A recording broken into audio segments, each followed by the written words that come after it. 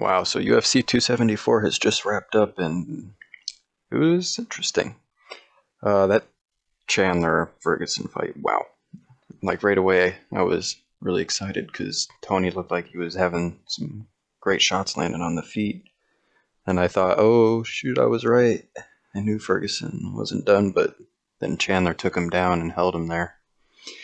And he really showed he wanted to win that fight. And then at the start of round two, Tony was just doing his thing, striking. He was, I think, pulling a little bit ahead. I couldn't really tell. But then, this out of nowhere, Chandler throws up a front kick, and that was brutal. It's probably, like Joe Rogan said, the most brutal front kick, or I guess the best front kick knockout that the UFC has seen, and I could agree. I don't think I could name anything better than that. I've seen Lyoto Machida and Anderson Silva get those, but oh my god, that was just I like audibly gasped when that happened. It was so shocking.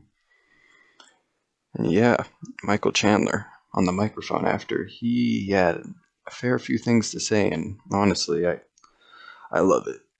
I had questions as to what Oliveira or Justin Gaethje was going to do next, even if like one of them wins this fight, and with Oliveira potentially not being the champion if he wins, that adds another wrinkle to it. But Michael Chandler stated his case, and he stated it well.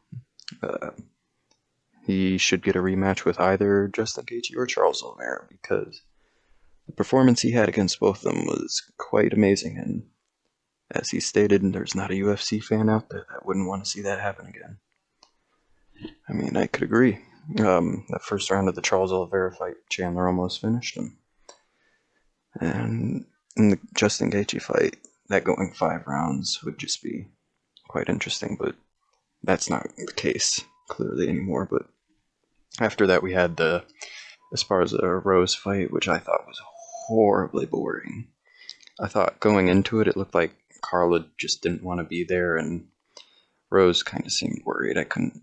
That's just her normal thing, though. So who's to say? But yeah, I also come to find out Carla is getting married next week, so there's added reason for her to not want to get hit, and Rose seemed kind of scared, I guess.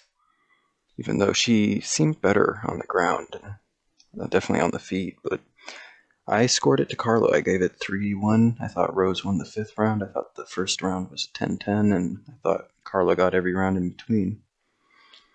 It seems kind of controversial, being the whole you have to take the title off the champ thing, but I don't really agree with that. I think Dominic Reyes won against John Jones when they fought, and even recently, Robert Whitaker versus Israel Adesanya. That one was really close, and I honestly gave it to Rob, but I guess that one was a bit more close than this. I thought Carlo clearly won 2, 3, and 4 in this fight, but yeah, it was quite boring.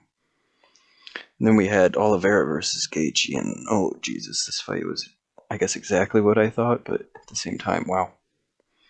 So round one kicks off, and Gaethje immediately seems hurt by something, but that's normal Justin Gaethje stuff, I guess, and he ends up coming back and flooring Oliveira a couple times, and it seriously seemed like it was going to get stopped soon, but Oliveira somehow puts Justin Gaethje down and jumps down onto him and chokes him out.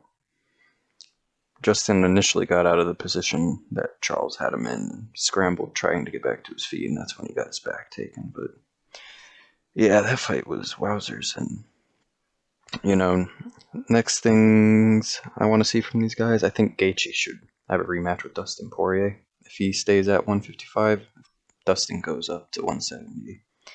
Never mind, but I do think Gaethje versus Dustin Poirier makes sense next, and I would like to see Chandler versus Charles Oliveira too, for the title again. I think there's a nice little story in that. Chandler won the first round of their fight, and then Charles came back in the second. And then as for Tony Ferguson, I don't think he's done, but I think he's done with these top level guys and even maybe the lower level ones in 155. I don't know.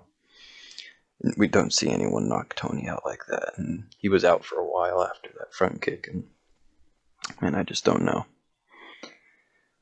it's a tough situation for him. I think fighting Conor McGregor next would be good for him. Chandler also called out Conor. He said if he couldn't get the title fight, then that's who he wants, and I'd agree. If he can't get the title fight, that probably would be a good fight for him. Excuse me, but yeah, I think Tony versus Conor still has the level of intrigue. They're both kind of on losing streaks, and Conor's gonna want somebody who's willing to stand and strike with him, I guess. And yeah, I think Tony's a good comeback fight for Conor.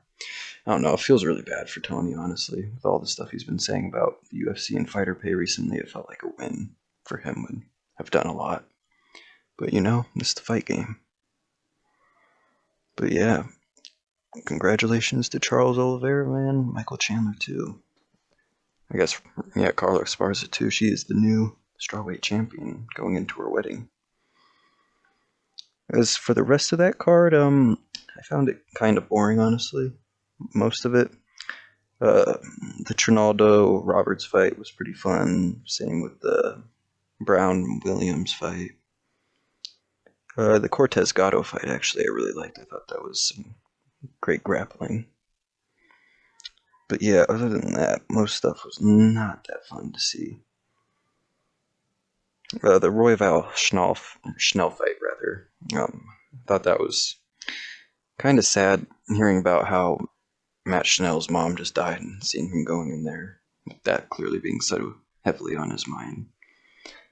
And he even came close to getting the win. He dropped Brandon Royval before going to the ground trying to finish him and getting submitted. So, he fought with his emotions in there and paid the price. But, yeah, that was a pretty great card. I enjoyed it. It got really good at the end. But, yeah, that'll be it. Let me know if you have any thoughts in the comments, and I will see you later. Peace.